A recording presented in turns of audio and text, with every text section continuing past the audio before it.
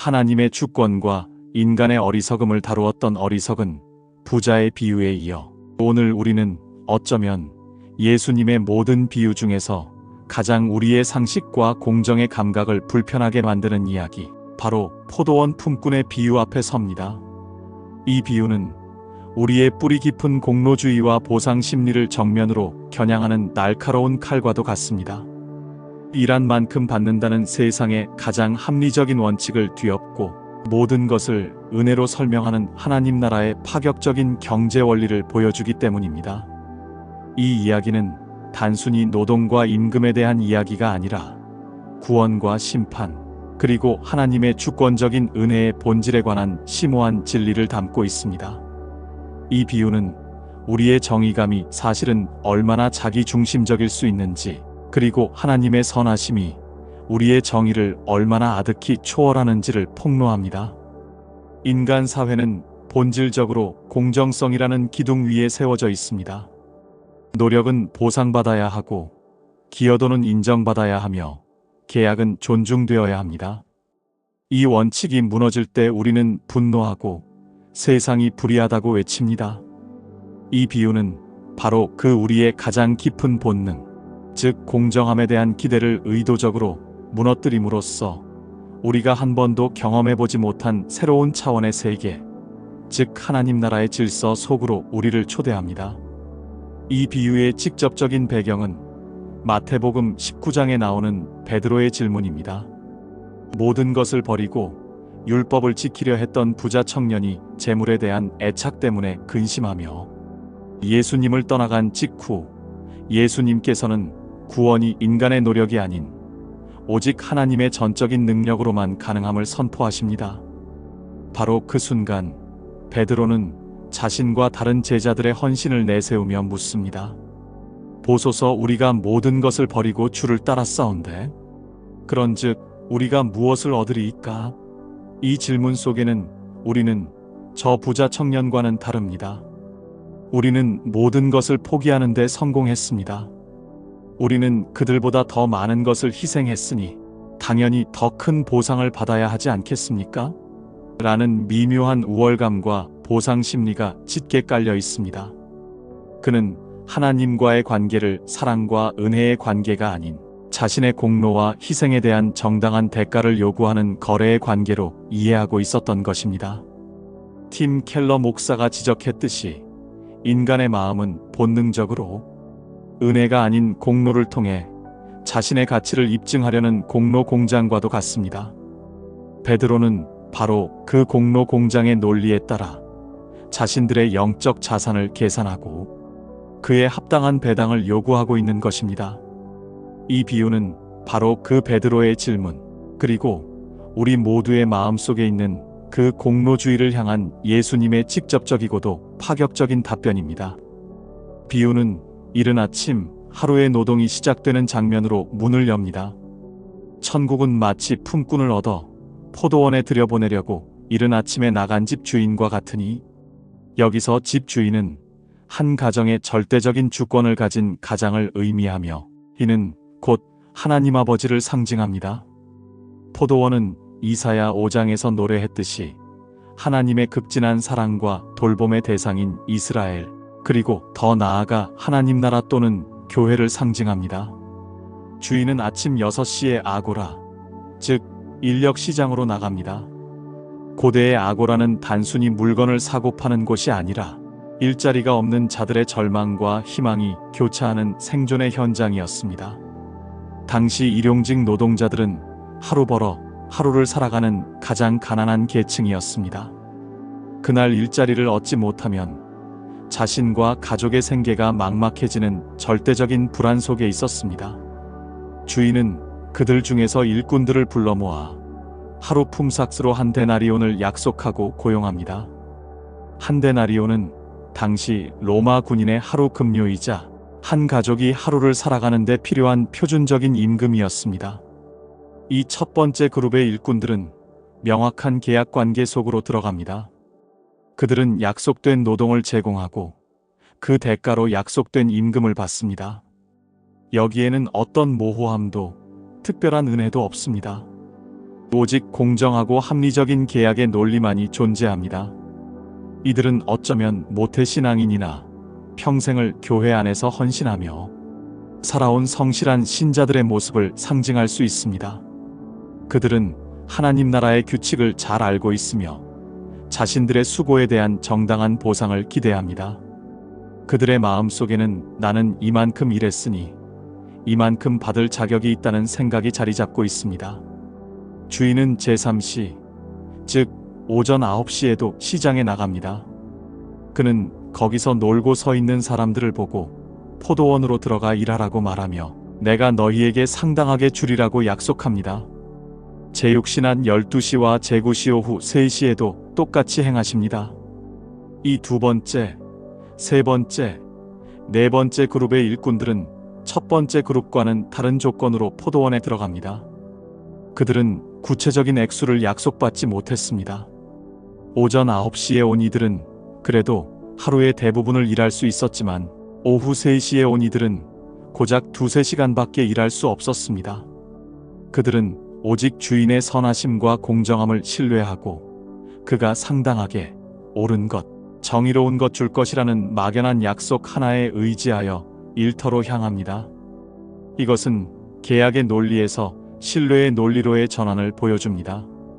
이들은 아마도 인생의 중간 지점에서 부르심을 받은 사람들, 혹은 율법의 명확한 조문이 아니라 복음의 은혜로운 초대에 응답한 이방인들을 상징할 수 있습니다. 그들의 희망은 자신의 노동의 가치가 아니라 주인의 인격과 성품에 달려 있습니다. 그들은 자신의 공로가 아니라 주인의 자비를 바라보는 위치에 서 있습니다. 그 이야기는 제11시, 즉 오후 5시에 절정에 이릅니다. 하루 일이 거의 끝나가는 시간, 이제 1시간밖에 남지 않은 시점입니다. 주인은 여전히 시장에서 빈둥거리며 서 있는 사람들을 발견하고 묻습니다. 너희는 어찌하여 종일토록 놀고 여기 서 있느냐? 그들은 대답합니다. 우리를 품꾼으로 쓰는 이가 없음이니이다. 이 대답 속에는 깊은 슬픔과 체념, 그리고 사회적 소외감이 담겨 있습니다. 그들은 게으르거나 의지가 없어서 일하지 않은 것이 아니라 아무도 그들을 선택해주지 않았기에 일할 기회조차 얻지 못한 것입니다. 그들은 하루 종일 자신들의 무가치함과 무력함을 온몸으로 느끼며 광장에 서 있었을 것입니다. 다른 이들이 일터로 팔려나가는 모습을 보며 자신과 굶주릴 가족을 생각하며 절망에 빠져 있었을 것입니다. 주인은 그들에게도 말합니다. 너희도 포도원에 들어가라. 이 마지막 초대는 어떤 노동의 가치도 기대할 수 없는 전적인 자비와 긍휼의 행위입니다. 주인은 그들의 노동력에서 어떤 이익도 얻을 수 없다는 것을 알았지만 그들의 존재 자체를 긍휼히 여겨 포도원으로 부르신 것입니다. 주인은 그들의 노동이 필요해서가 아니라 그들에게 품삯을 주기 위해, 그들의 생존을 위해 그들을 부르신 것입니다. 이것이 바로 하나님의 은혜의 본질입니다. 하나님은 우리의 공로가 필요해서 우리를 부르시는 것이 아니라 우리에게 은혜를 베푸시기 위해 우리를 부르십니다. 이들은 십자가 위에서 구원받은 강도처럼 인생의 마지막 순간에 하나님 나라에 참여하게 된 죄인들의 모습을 상징합니다. 그들은 자신들이 받을 몫에 대해 아무것도 기대할 수 없었습니다. 하루가 끝나는 시간에 일터로 부름받았다는 사실 자체가 그들에게는 과분한 은혜이자 기쁨이었을 것입니다. 마침내 해가 저물고 길었던 하루의 노동이 끝났습니다. 주인은 청지기에게 품삯을 나누어 주라고 명령하는데 그 방식이 매우 독특하고 의도적입니다. 나중 온 자로부터 시작하여 먼저 온 자까지 주라. 세상의 모든 질서와 상식은 먼저 온 자, 더 많이 일한 자부터 보상하는 것이 마땅하다고 말합니다. 그러나 주인은 의도적으로 그 순서를 뒤집습니다. 이 순서의 역전은 이어질 모든 사건이 세상의 논리가 아닌 하나님 나라의 새로운 논리에 의해 진행될 것임을 암시하는 극적인 장치입니다.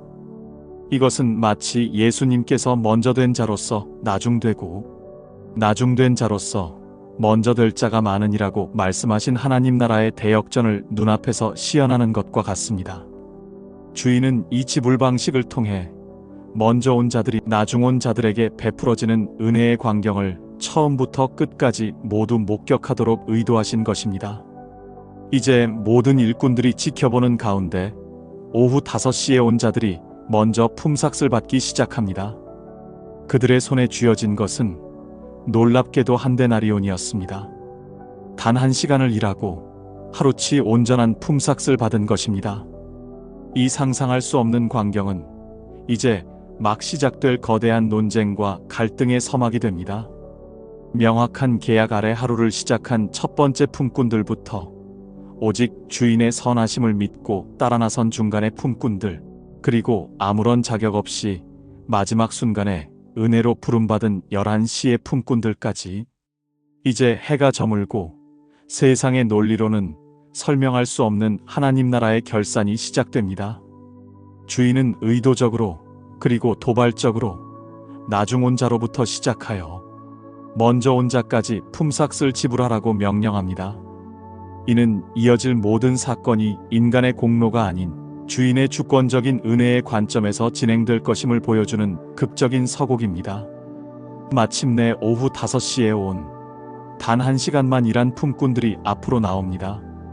그들은 아마도 1시간의 노동에 해당하는 적은 돈이라도 받는 것을 감사하게 생각했을 것입니다. 그러나 청지기의 손에서 그들의 손으로 건네진 것은 놀랍게도 하루치 온전한 품삯인 한 데나리온이었습니다. 이 상상할 수 없는 광경을 지켜보던 다른 품꾼들 사이에서는 술렁임이 일기 시작합니다. 오후 3시에 온 자들도, 정오에 온 자들도, 오전 9시에 온 자들도 차례로 한 데나리온을 받습니다.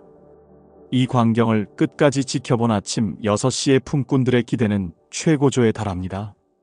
그들의 마음속에서는 지극히 합리적인 계산이 이루어집니다. 만약 1시간을 일한 자가 한 데나리온을 받았다면 땡볕 아래서 12시간을 꼬박 일한 우리는 당연히 12데나리온을 받아야 마땅하다.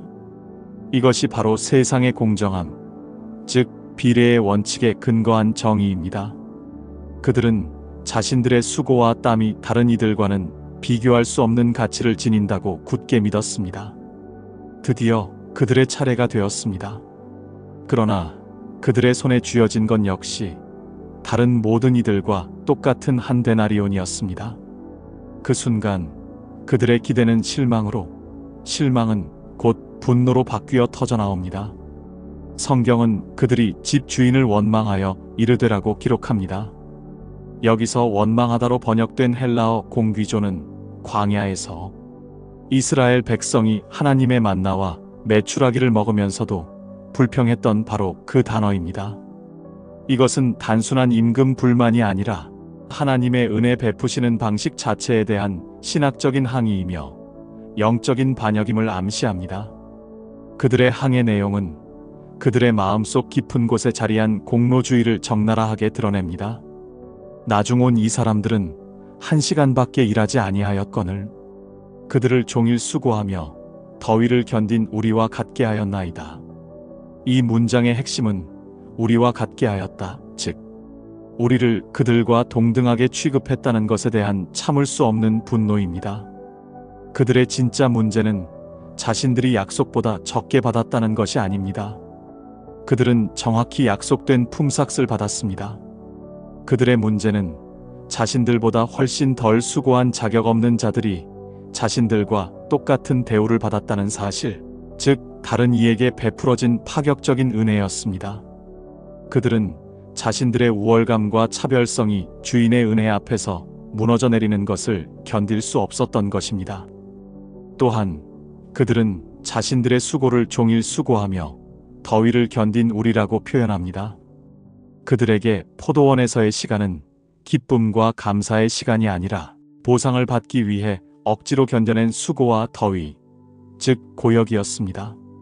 이는 율법주의적 신앙의 비극을 보여줍니다. 은혜를 잃어버린 신앙생활은 기쁨의 축제가 아니라 마지못해 짐을 지는 고된 노동이 되어버립니다. 이것이 바로 탕자의 비유에서 아버지의 잔치에 참여하기를 거부했던 큰아들의 마음입니다. 이러한 원망에 대해 주인은 차분하고도 단호하게 세 가지 논리로 응답합니다. 첫째, 그는 계약의 논리를 들어 그의 공정함을 변호합니다. 그는 한 사람을 향해 친구여, 내가 내게 잘못한 것이 없노라. 내가 나와 한 데나리온의 약속을 하지 아니하였느냐? 내 것이나 가지고 가라. 라고 말합니다. 주인은 계약을 어기지 않았습니다. 그는 완벽하게 공정하고 신실했습니다. 먼저 온 자들의 불만은 법적으로나 논리적으로나 아무런 근거가 없는 것이었습니다. 이는 하나님의 은혜가 결코 그분의 공의를 무너뜨리지 않음을 보여줍니다. 둘째, 주인은 주권의 논리를 선포합니다. 나중 온 이 사람에게 너와 같이 주는 것이 내 뜻이니라. 내 것을 가지고 내 뜻대로 할 것이 아니냐?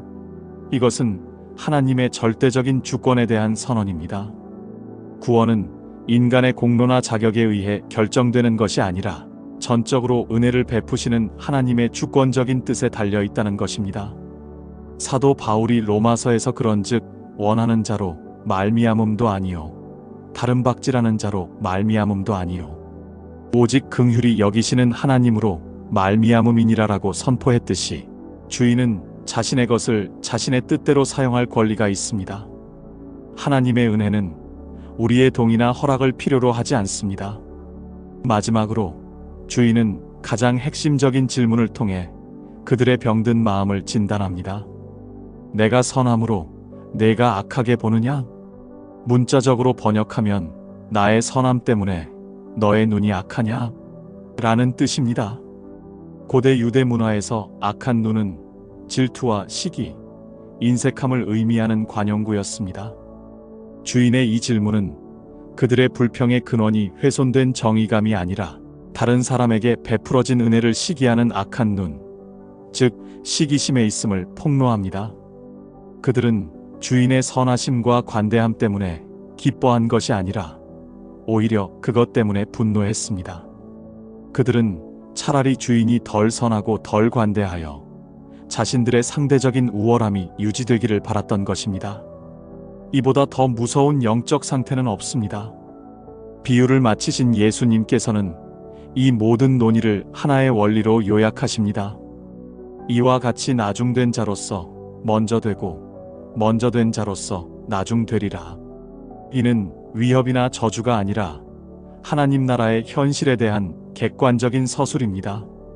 자신의 먼저됨, 즉 자신의 경력과 공로, 종교적 열심을 의지하는 자들은 은혜의 나라에서 아무것도 내세울 것이 없는 나중된 자임을 발견하게 될 것입니다. 반면에 자신에게는 아무런 자격이 없음을 인정하고 오직 주인의 자비만을 구하며 서 있는 나중된 자들은 하나님의 은혜 안에서 가장 존귀한 먼저 된 자로 대우받게 될 것입니다. 이 비유는 오늘 우리에게 묻습니다. 나는 포도원 안에서 어떤 품꾼으로 서 있는가? 나의 오랜 신앙 경력과 헌신을 내세우며 이제 막 신앙생활을 시작한 이들에게 베풀어지는 하나님의 은혜를 못마땅하게 여기는 먼저 온 자는 아닌가? 나의 신앙생활이 기쁨과 감사의 축제가 아니라 보상을 기대하며 억지로 버텨내는 수고와 더위가 되어버리지는 않았는가? 이 비유는 우리를 판단하고 정죄하려는 것이 아니라 우리를 공로의 감옥에서 해방시켜 은혜의 자유 속으로 초대하려는 주인의 간절한 부르심입니다.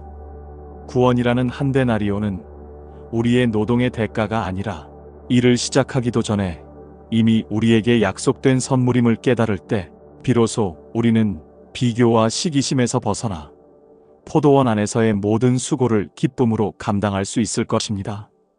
주권자이신 하나님, 오늘 말씀을 통해 저희의 마음속 깊이 숨겨져 있던 공로주의와 시기심을 비추어 주시니 감사합니다. 저희는 입술로는 은혜를 말하면서도 마음속으로는 끊임없이 저희의 공로를 계산하며 다른 이들과 비교했던 위선자였음을 고백합니다. 저희보다 늦게 부름받은 이들에게 동일한 은혜가 베풀어질 때 함께 기뻐하기보다 불평하고 원망했던 저희의 악한 눈을 용서하여 주옵소서. 저희의 신앙생활이 더 이상 보상을 위한 고된 노동이 되지 않게 하시고 이미 한 데나리온이라는 구원의 선물을 받은 자로서 감사와 기쁨으로 포도원을 섬기는 청지기가 되게 하여 주옵소서. 먼저 되었든 나중 되었든 주님의 포도원에 들어와 일하게 된 것 자체가 가장 큰 은혜임을 깨닫고 모든 영광을 주님의 선하심과 자비로우심에만 돌리는 저희가 되게 하여 주옵소서. 이 모든 것을 예수님의 이름으로 기도드립니다. 아멘. 이 영상이 도움되셨다면 구독과 좋아요 부탁드립니다.